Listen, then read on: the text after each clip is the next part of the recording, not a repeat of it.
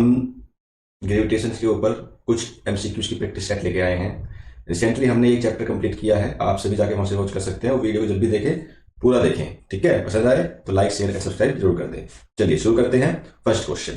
तो पहला क्वेश्चन कहता है कि गुरुत्वाकर्षण बल का परिमाण किसके अनुक्रमानुपाती होता है? The magnitude of gravitational force is proportional to which of the following. तो गुरुत्वाकर्षण बल के बारे में आपको बताया है हमने कि एफ जो है ये फॉर्मूला होता है आपका G into M1 M2 upon में R स्क्वायर। तो आप देख सकते हैं कि अनुक्रमानुपाती है मास के गुणनफल के, मल्टीप्लाई ऑफ मासेस द्रव्यमान के गुणनफल के अनुक्रमानुपाती है और उनकी दूरी के व्युत्क्रमानुपाती होता है। तो कौन सा इसका सही है कि जो प्रोपोर्शनल है तो मासेस के गुणनफल के प्रोपोर्शनल है। ठीक है, नेक्स्ट क्वेश्चन। क्वेश्चन नंबर 2 में कहा गया है यदि पृथ्वी और चंद्रमा के बीच की दूरी को आधा कर दिया जाए, और ये क्वेश्चन टीजीटी साइंस में आया हुआ है। ठीक है, तो इंपॉर्टेंट क्वेश्चन है, इसको देखते हैं। उनके बीच का गुरुत्वाकर्षण बल कैसा होगा? ठीक है, तो जब इस प्रकार का क्वेश्चन आता है तो आपको ध्यान रखना है कि बल की बात चल रही है और बल डिपेंड करता है 1/r स्क्वायर के ऊपर। ठीक है, तो अगर बात करें दो केस है तो F1 F2 होगा और साथ में यहाँ पे R2 और R1 का होल स्क्वायर हो जाएगा। ठीक है, तो इसमें करना क्या है आपके, F1 तो आपका F है, F2 आपको निकालना है। ठीक है, और R2 को आपके इसने आधा बता रखा है R1 के आधा। ठीक है, तो स्क्वायर कर दो, R1 से 2 जाएगा नीचे, R1 से 1 कट जाएगा, तो ये जो बनेगा आपका ये बनेगा F is equal to F2 is equal to 1/4। F2 आपको निकालना है तो F2 इधर पहुंच जाएगा, तो ये जो बनेगा आपका F2 इजिकल टू 4F। तो कितना हो रहा है, तो F2 जो हो रहा है आपका वो 4 टाइम्स हो रहा है। ठीक है, चलिए आगे चलते हैं। क्वेश्चन नंबर 3 में कहा गया है कि न्यूटन के गुरुत्वाकर्षण नियम के अनुसार किसी वस्तु का द्रव्यमान दोगुना कर दे। भाई द्रव्यमान दोगुना करते तो क्या होगा, ग्रुप डी में क्वेश्चन आया हुआ है। तो जो द्रव्यमान है उसको दोगुना कर दिया जाए तो क्या होगा? ठीक है, तो भाई डायरेक्टली प्रोपोर्शनल है मास के, तो जितना मास बढ़ेगा उतना ही फोर्स बढ़ जाएगा। अगर वो डबल हो रहा है तो फोर्स भी डबल हो जाएगा। ठीक है, ये ध्यान रखना है। क्वेश्चन नंबर 4 में कहा गया है पृथ्वी की त्रिज्या बढ़ने से गुरुत्वाकर्षण त्वरण पर क्या प्रभाव पड़ेगा? भाई अगर क्या हो, अगर रेडियस को बढ़ा दिया जाए, अर्थ की रेडियस को बढ़ा दिया जाए तो जी पर क्या इफेक्ट पड़ेगा? तो जी जो संबंधित है वो होता है आपका जी एम अर्थ अपॉन में आर ई का स्क्वायर। अब आर अगर बढ़ेगा तो जी कैसा होगा? भाई तो आर जो जी है वो आर के रेसिप्रोकल वर्क कर रहा है, तो अगर आर बढ़ेगा तो जी अपने आप ही कम होगा, तो इसका जो ऑप्शन होगा वो होगा बी। ठीक है भाई, नेक्स्ट क्वेश्चन। चंद्रमा पर पृथ्वी का भार कितना भाग होता है? The weight on the moon is what fraction of the weight on earth. तो भाई चंद्रमा पर जो पृथ्वी का होता है वेट, ये वेट ऑफ मून लगाएं तो ये जो है अर्थ के वेट के बाई 6 होता है। क्यों होता है? क्योंकि जी की वैल्यू मून पर अर्थ के जी की वैल्यू की 6 होती है, ये आपने ध्यान रखना है। ठीक है, तो option number C is the right answer. ठीक है, आगे चलते हैं। क्वेश्चन नंबर 6 में कहा गया है यदि किसी वस्तु के मुक्त पतन की गति पर क्या प्रभाव पड़ता है? तो वही what effect the free fall motion of an object. किसी वस्तु की मुक्त पतन की गति पर क्या प्रभाव पड़ता है? तो भाई जब फ्री फॉल कंडीशन होती है तो आपको ध्यान रखना है, फ्री फॉल कंडीशन में बताया था कि जहां पर सारे बल बंद हो जाए, खत्म हो जाए, केवल एक ही बल काम करे, ग्रेविटेशनल फोर्स, तो वो ही आपका इसमें क्या रहा है, गुरुत्व जनित त्वरण यानी कि acceleration due to gravity is the right answer. ठीक है, क्वेश्चन नंबर 7 में कहा गया है अंतरिक्ष यात्री अंतरिक्ष में बाहरहीन क्यों महसूस करते हैं? Why do astronauts feel weightless in space. तो वेटलेस इन स्पेस क्यों करते हैं? क्योंकि जब वो अंतरिक्ष में पहुंच जाते हैं तो वो फ्री फॉल की कंडीशन अप्लाई कर लेते हैं। ठीक है, तो फ्री फॉल का मतलब ही वेटलेसनेस से है, ये हमने वीडियो में काफी अच्छे से समझा रखा है, आप लोग जाके वीडियो वॉच कर सकते हैं। तो इसमें कौन सा राइट होगा? तो इसमें ए और बी यानी बी ऑप्शन इसका राइट आंसर होगा। ठीक है, क्वेश्चन नंबर 8 में ये कहा गया है यदि किसी ग्रह का द्रव्यमान पृथ्वी से दोगुना हो, त्रिज्या भी दोगुनी हो, तो उस ग्रह का गुरुत्वजनित त्वरण कितना होगा? क्वेश्चन को थोड़ा ध्यान से पढ़ना है। If planet has twice mass of the earth and twice its radius what is the gravitational acceleration. तो ग्रेविटेशनल एक्सेलरेशन डिपेंड करता है आपका G M upon R square, ये इसका फॉर्मूला आपका होता है। ठीक है, तो G1 और G2 की बात यहां पे चलेगी। ठीक है, तो ये मास की बात कर रहा है कि मास आपका ट्वाइस कर दिया, यानी कि आप बात करें तो M1 और अपॉन में M2 इंटू में R का उल्टा यानी कि R2 स्क्वायर अपॉन में R1 स्क्वायर, ये आपका फॉर्मूला बन जाएगा। यहाँ पे वैल्यू आपको सोल्व करनी है। मान के चलो कि M1 तो आपका M है और पृथ्वी से दोगुना कर दिया जाए तो m2 आपका 2m हो गया, त्रिज्या भी दोगुनी कर दी जाए तो r2 आपकी 2r है, और यहाँ पे ये r है, इसका होल स्क्वायर है। तो सोल्व करो, बताओ क्या आएगा। इससे खत्म हो जाएगा, 2 दूनी 4 हो जाएगा, मास से मास खत्म हो जाएगा, 1 2 से 2 खत्म हो जाएगा। तो आपका जो g2 बनेगा भैया वो बनेगा आपका g1/2। ठीक है, g1/2। तो क्वेश्चन नंबर 8 का A answer is the right answer. ठीक है, क्वेश्चन नंबर 9 में चलते हैं। उपग्रह की कक्षा में गति को बनाए रखने के लिए कौन सा बल आवश्यक है? Which force is required to maintain a satellite in its orbital. तो ऑर्बिटल में बनाए रखने के लिए, अब देखिए यहाँ 4 ऑप्शन है। ग्रेविटेशन फोर्स भी है, फ्रिक्शन फोर्स भी है, मैग्नेटिक फोर्स भी है, सेंट्रीफ्यूगल फोर्स भी है। अब जिसने पढ़ा है, चीजें देखी हैं तो कर देगा, अदरवाइज क्वेश्चन पता है कि ग्रेविटेशन चल रहा है तो ग्रेविटेशन का आंसर होगा, लेकिन ऐसा नहीं है। ध्यान दे रखना है, जब भी कोई उपग्रह अपनी गति में घूमता रहता है तो उस पर एक बल काम करता है जिसका नाम है सेंट्रीपिटल फोर्स। ठीक है, तो option number D is the right answer. ठीक है, क्वेश्चन नंबर 10 में कहा गया है भूस्थिर उपग्रह किस ऊंचाई पर स्थित होता है? At what altitude is geostationary satellite located it.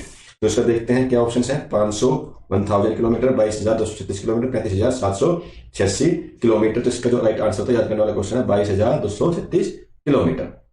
ठीक है, क्वेश्चन नंबर 11 में कहा गया है पृथ्वी से छोड़ा गया।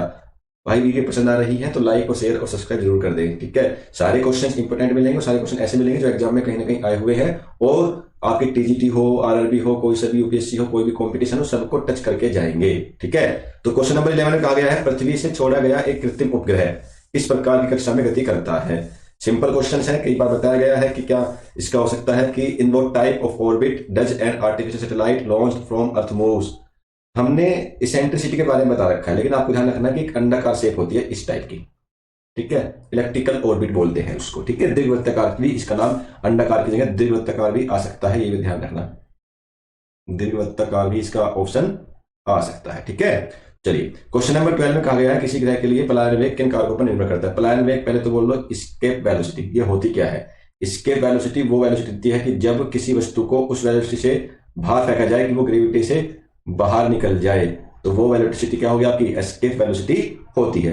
ये किसके ऊपर डिपेंड करती है वो देखना है। तो एस्केप वेलोसिटी फॉर्मूले 2-3 होते हैं। एक तो होता है √2v0 ऑर्बिटल वेलोसिटी, और ऑर्बिटल वेलोसिटी क्या होती है? √gm/r।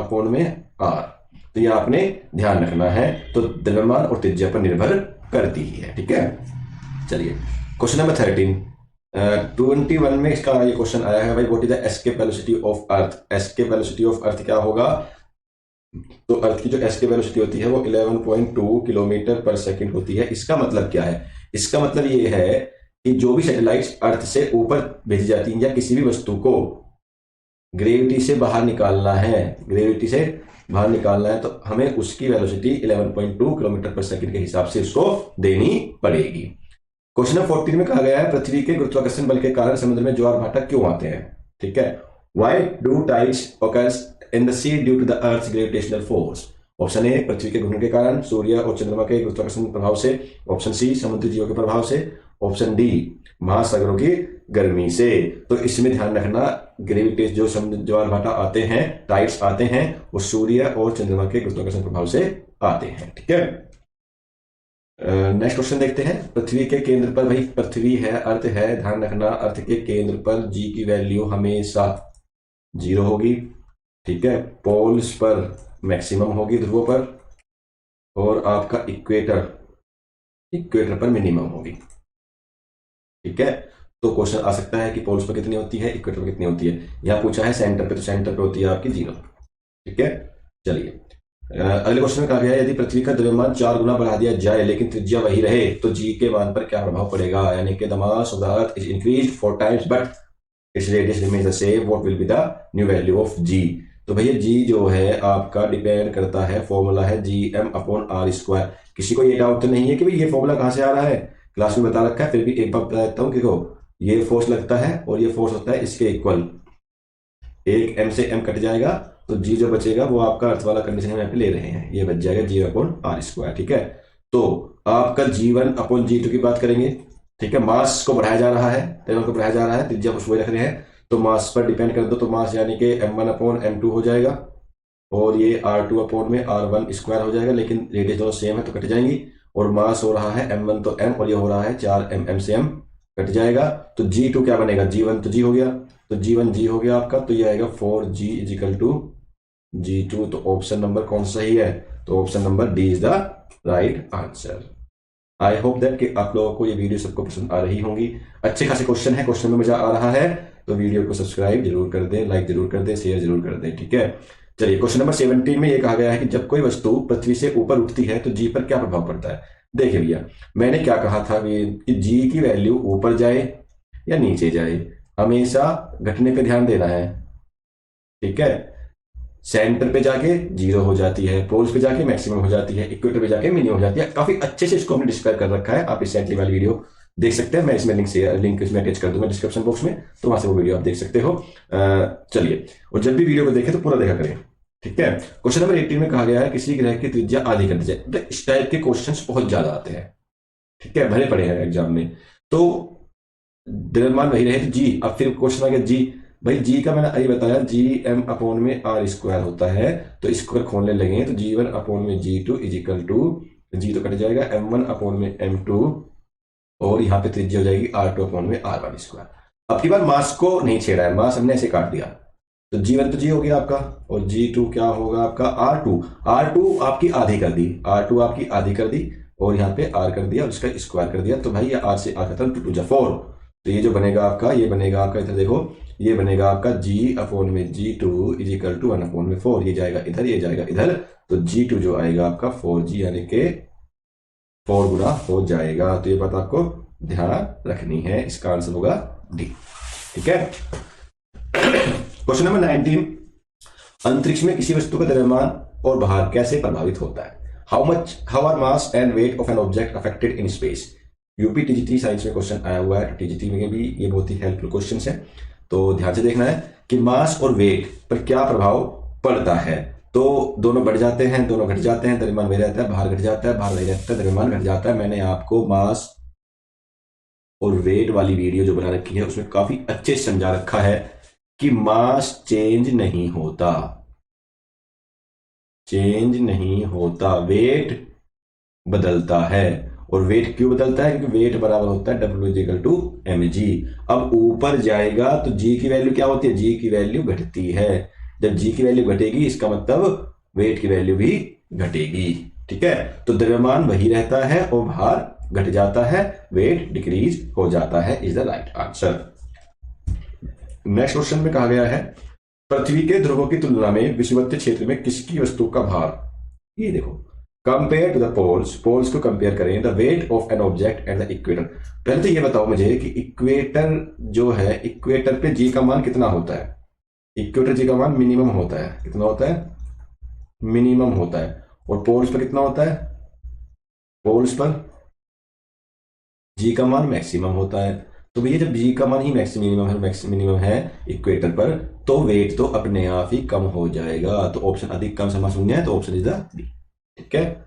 चलिए नेक्स्ट क्वेश्चन, ग्रह सूर्य की परिक्रमा किस प्रकार की कक्षा में करते हैं? भाई सन है, सन के चारों तरफ कैपिटल के लो पड़े हुए हैं। सूर्य वाली पहली क्लास है, तो वृत्ताकार है, इलेक्ट्रिकल है, लीनियर पैराबोलिक है, तो इलेक्ट्रिकल अंडाकार या दीर्घवृत्ताकार भी बोलते हैं, ठीक है, या स्पेरॉइड भी बोलते हैं, ये ध्यान रखना, ठीक है।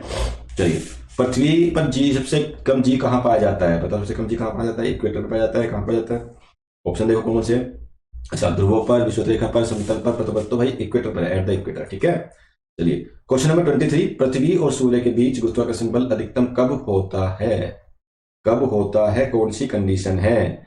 तो इसमें उत्तरायण के समय नहीं, दक्षिणायन के समय नहीं। तीसरा ऑप्शन है जब पृथ्वी सूर्य के निकटतम होती है, जब पृथ्वी सूर्य से सबसे दूर होती है। तो जब पृथ्वी सूर्य के सबसे निकटतम होती है तब आपका गुरुत्वाकर्षण बल अधिकतम होता है। क्यों? देखो, गुरुत्वाकर्षण बल डिपेंड करता है आपका 1/r² के ऊपर, इनवर्स स्क्वायर लो। तो जितनी ज्यादा छोटी डिस्टेंस हो जाएगी, जितनी कम डिस्टेंस दूरी, उतना ज्यादा फोर्स लगेगा, तो निकटतम स्थान पर ज्यादा फोर्स लगेगा। 24 में कहा गया है समुद्र में ज्वार भाटा किस कारण आता है? तो पहला ऑप्शन है पृथ्वी के घूर्णन के कारण, दूसरा ऑप्शन है चंद्रमा और सूर्य के गुरुत्वाकर्षण के कारण। ये क्वेश्चन रिपीटेशन मोड में आ गया है, ये हम पहले बता चुके हैं, ठीक है। गुरुत्वाकर्षण स्लिंग शॉट प्रभाव का उपयोग किसमें किया जाता है? बहुत अच्छा क्वेश्चन है भाई। Gravitational sling shot effect is use in which field option A railway transport में, ऑप्शन बी अंतरिक्ष यान के वेग को बढ़ाने में, ऑप्शन सी जल विद्युत ऊर्जा उत्पन्न करने में, डी विमानन उद्योग में। तो भाई गुरुत्वाकर्षण स्लिंग शॉट का उपयोग किया जाता है, वो ध्यान रखना, आपका इससे मतलब नहीं है, इससे मतलब नहीं है, इससे नहीं है, तो हिट एंड ट्रायल डी अंतरिक्ष यान के वेग को बढ़ाने में स्लिंग शॉट का उपयोग किया जाता है। 26 में कहा गया है किसी वस्तु की भारहीनता की अवस्था कब होती है? When does an object experience weightlessness? भारहीनता वेटलेसनेस कब होती है? जब वो फ्री फॉल कंडीशन यानी मुक्त पतन क्रिया में हो, गुरुत्वाकर्षण बल न हो। भाई गुरुत्वाकर्षण बल के बिना तो मुक्त पतन होगा ही नहीं, तो इसका जो ऑप्शन होगा ए, जब वह मुक्त पतन में हो, जब कंडीशन फ्री फॉल होगी, अभी रिसेंटली बताया था, तब आप क्या वेटलेसनेस आएगा। ठीक है, चलिए क्वेश्चन नंबर 27 में कहा गया है सूर्य के गुरुत्वाकर्षण क्षेत्र में कौन सा ग्रह सबसे अधिक प्रभावित होता है? Which planet is most affected by the sun's gravitational field? तो इसका जो ऑप्शन है मैं बता दूं आपको कौन सा अफेक्ट होता है। ए मंगल, बी शुक्र, सी बुध, डी बृहस्पति। तो मोस्ट अफेक्टिव जो होगा इसमें बुध होगा। ठीक है, ध्यान रखना। यदि पृथ्वी की गुरुत्वाकर्षण शक्ति अचानक गायब हो जाए, भाई पृथ्वी ने अचानक गायब कर दिया जाए तो क्या होगा? पृथ्वी की गुरुत्वाकर्षण शक्ति यानी कि if the earth gravitational force suddenly disappears what will happen? तो वायुमंडल गायब हो जाएगा, यस। समुद्र अंतरिक्ष में उड़ जाएगा, यस। सभी वस्तुएं अंतरिक्ष में लेगी, यस। तो उपरोक्त सही इज द राइट आंसर। ओह वाह। 29 आज का लास्ट क्वेश्चन है, 20 क्वेश्चन है। तो यदि पृथ्वी पर जी की वैल्यू इतनी है तो चंद्रमा पर कितनी होगी? तो इसका सिंपल सा आंसर आप कमेंट बॉक्स में दे सकते हैं। ये आपका होमवर्क है, ये आपका होमवर्क है, कमेंट बॉक्स में दे सकते हैं। और इसमें आप जो जी की वैल्यू मून पर होगी, मैं बता देता हूँ, G/6 होती है, ये आप लगाना है और आंसर देना है। ठीक है, तो आज के लिए हम यहीं पर रखेंगे।